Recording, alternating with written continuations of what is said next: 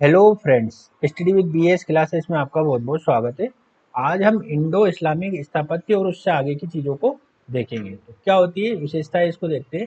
इसके अंतर्गत ट्राबियट और अर्क्यूट शैली का समन्वय होता है। कौन सी? ट्राबियट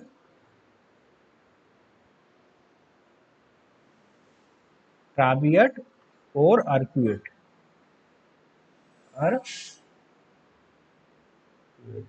शैली का समन्वय होता है। ट्राबियत कौन सी शैली होती है? ये भारतीय शैली होती है। भारतीय शैली होती है। इसमें सहतीर ना, सहतीर और बल्ली का प्रयोग होता है ना। सहतीर और बल्ली का प्रयोग होता है। जबकि अर्कविड ये जो शैली होती है ये इस्लामिक शैली से संबंधित होती है। इस्लामिक शैली से संबंधित होती है।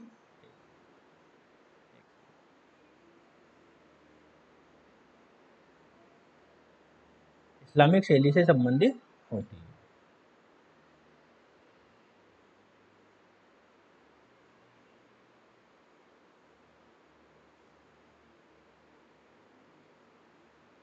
इस्लामिक शैली से संबंधित होती है अर्कविड, है ना। इसके अंतर्गत गुंबद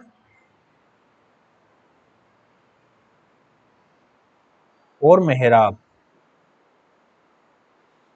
गुंबद और मेहराब का प्रयोग किया जाता है। और सजावट के लिए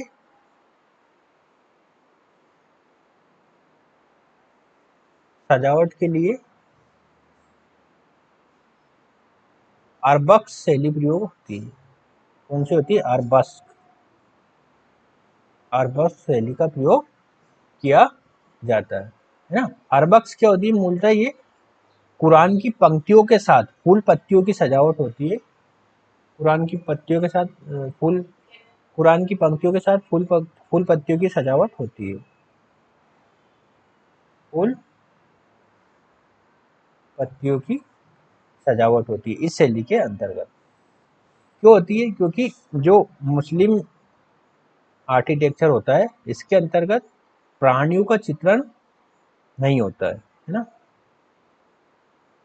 प्राणियों का जो चित्रण इसमें नहीं होता है।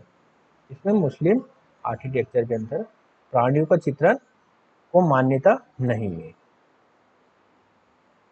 इसलिए वो क्या करते हैं? वो ज्यामितीय क्या क्या प्रयोग करते हैं? ज्यामितीय प्रतीकों का प्रयोग करते हैं। ज्यामितीय, है ना, प्रतीकों का प्रयोग करते हैं। जैसे वर्ग का प्रयोग, है ना, स्क्वायर का प्रयोग, पिरामिड का प्रयोग, इस तरह से वो प्रयोग करते हैं। अब हम देखते हैं इसका विकास। तो दिल्ली सल्तनत के अंतर्गत देखेंगे सबसे पहले। दिल्ली सल्तनत, इसके अंतर्गत आएगा इलवारी काल पहला।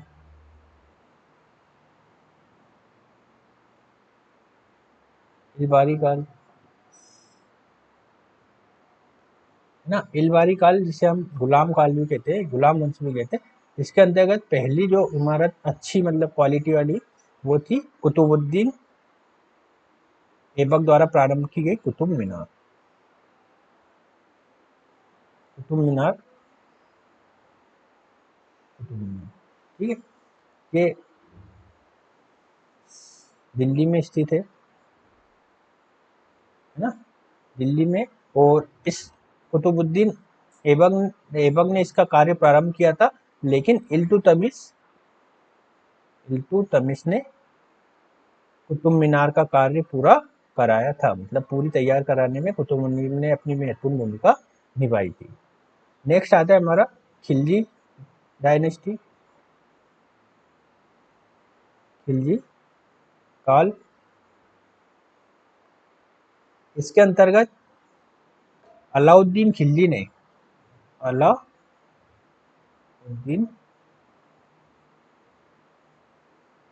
खिलजी ने खिलजी ने क्या बनाया था? अलाई दरवाजा, अलाई दरवाजा का निर्माण कराया था। है ना।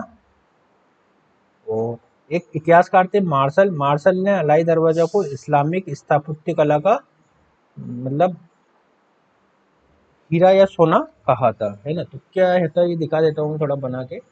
इस तरह से था ये अलाई दरवाजा, यहाँ से जाते हुए, इसमें ये अलंकृत, है ना, जालियां बनी बनी है इस तरह से। है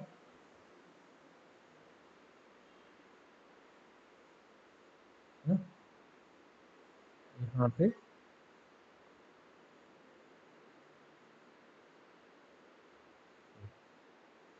ना, अलंकृत जालियां बनी हुई है, ये अलाई दरवाजा,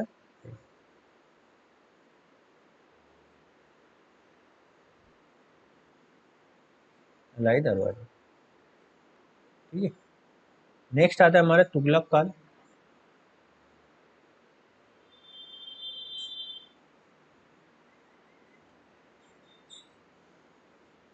तुगलक काल में खुरदरे पत्थरों का प्रयोग होने लगा। किसका? खुरदुरे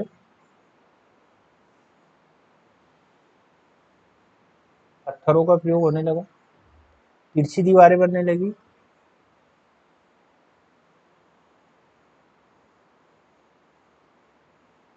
तिरछी दीवारें बनने लगी, है ना, जिसे सलामी बोलते थे, है ना।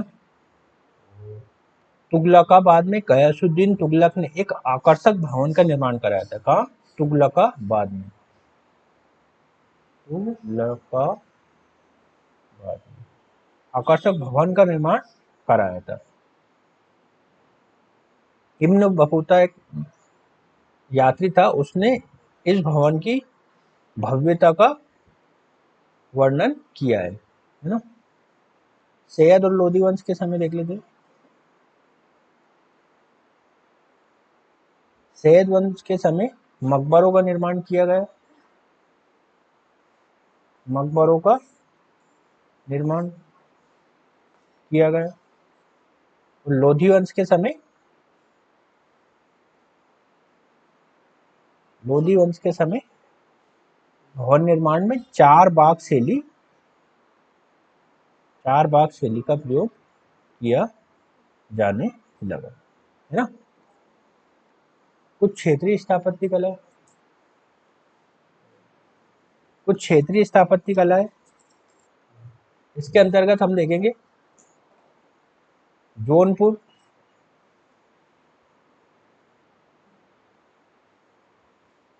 क्षेत्रीय स्थापत्य,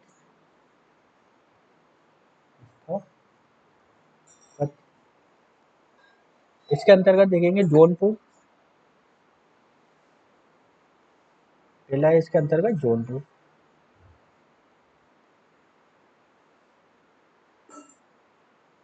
जौनपुर, इसे पूर्व का सिराज कहा जाता है। जौनपुर को पूर्व का सिराज कहा जाता है। यहाँ कौन कौन सी स्थापत्य महत्वपूर्ण है? अटाला मस्जिद और झंझरी मस्जिद जौनपुर में क्या प्रसिद्ध है? अटाला मस्जिद, अटाला मस्जिद और झंझरी मस्जिद प्रसिद्ध है। ठीक है। नेक्स्ट स्थापत्य आती है हमारी मालवा स्थापत्य।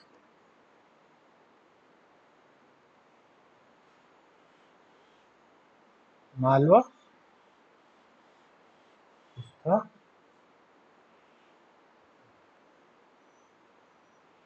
ना, मालवा स्थापत्य,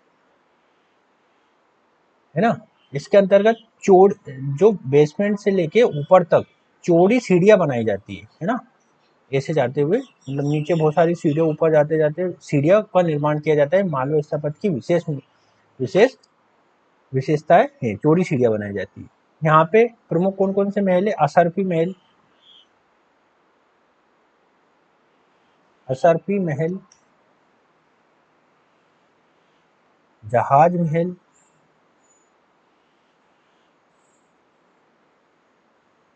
हिंडोला महल, ये इसमें प्रमुख है। इसके बाद आता है हमारा बंगाल स्थापत्य।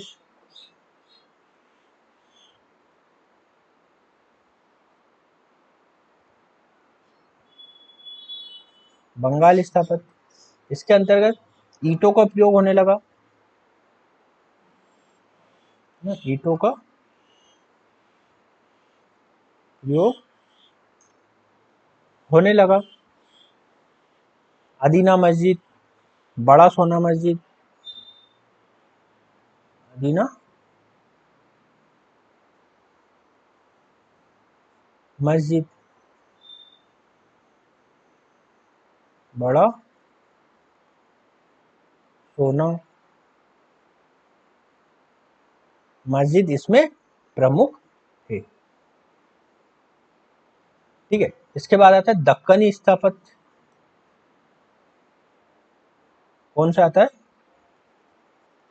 दक्कनी स्थापत्य।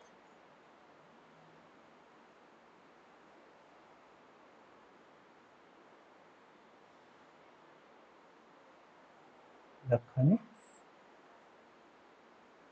स्थापत्य, दक्कनी स्थापत्य कब से कब विकसित हुई? 14 से 16वीं सदी के आसपास, है ना? 16वीं सदी के आसपास ये विकसित हुई। इसमें तुगलकी और ईरानी तत्व दोनों को मिलते हैं। प्रमुख स्थापत्य कौन सा होगा इसमें? गोल गुंबद।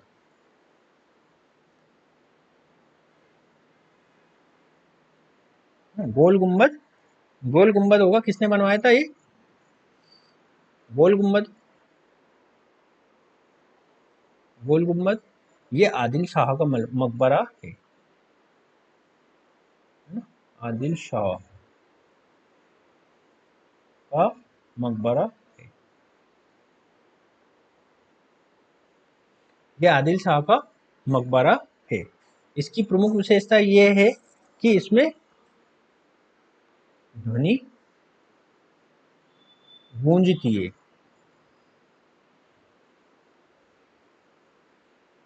ध्वनि गूंजती है। एक और स्थापत्य हम देख लेते हैं इसकी। 1591 में क्या बना था? चार मीनार, चार मीनार बना था, है ना? चार मीनार किसने बनवाई थी? ये बनवाई थी कुली कुतुब शाह ने।